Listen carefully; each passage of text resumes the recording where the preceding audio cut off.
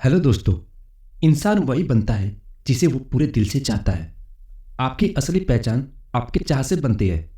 आपके चाह से ही उठती है वह ऊर्जा जो पूरे यूनिवर्स में लहर की तरह फैल जाती है। लेकिन लोग सोचते हैं कि यूनिवर्स कोई दूर बैठा है जो अदृश्य देवता है और हमारे आदेश की प्रतीक्षा कर रहा है। जब आप भीतर से किसी चीज को पूरी निष्ठा से चाहते हैं तो आपकी आत्मा पूरे ब्रह्मांड में अनंत तरंगों से जुड़ जाती है और वहीं से शुरू होता है चमत्कार।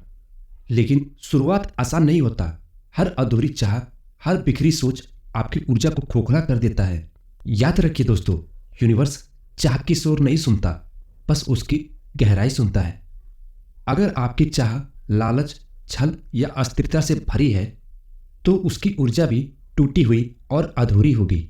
लेकिन अगर आपकी चाह निर्मल और पवित्र है तो ऊर्जा आपको ऊपर उठा देती है। अब एक पल रुकिए और खुद से पूछिए, क्या आपकी चाह सिर्फ दिखावे के लिए है या आपके जीवन का सच्चा सत्य है? क्योंकि यूनिवर्स आपके शब्द को नहीं, आपके भाव को सुनता है। दोस्तों, इंसान के चाह के दो रूप होते हैं, गुलामी और आजादी। गुलामी की चाह दूसरों की नजरों से जन्म लेती है, लेकिन वही आजादी की चाह भीतर से उठती है और वही यूनिवर्स बदल सकती है। लोग अक्सर कहते हैं, हम चाहते तो हैं लेकिन मिलता कुछ नहीं। कारण यही है कि उनकी चाह आधी अधूरी होती है। वे बाहर से हाँ बोलते हैं लेकिन भीतर से शंकाएं पालते हैं। याद रखिए, यूनिवर्स आपकी शंकाओं से भी सुन लेता है। इसीलिए जैसी चाह वैसी ऊर्जा और वैसा ही परिणाम। चमत्कार वही होता है जहां चाह की गहराई और ऊर्जा को स्थिर रखा जाता है। अपने चाह को शुद्ध और स्थिर करने का पहला कदम है भीतर की चुप्पी, यानी कि मेडिटेशन। ध्यान आपको आपकी असली चाह से मिलवाता है।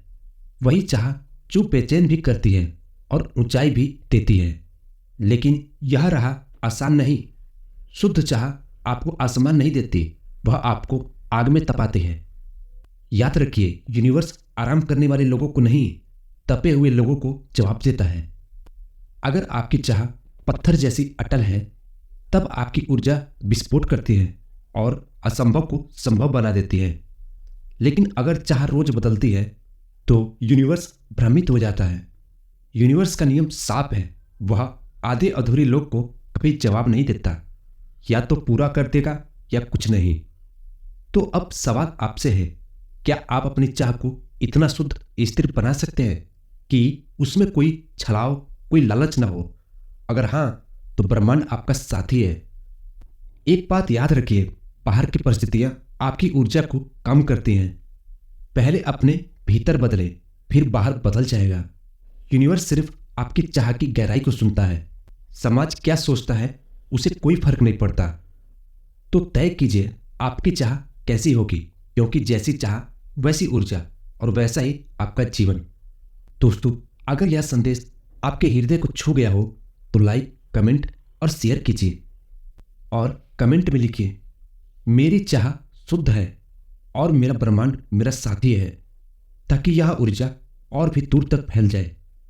दोस्तों, चैनल पर नए हैं तो चैनल को सब्सक्राइब करना ना भूलें। मिलते हैं एक अगली वीडियो में। आप अपना ख्याल रखें। जय श्री कृष्णा।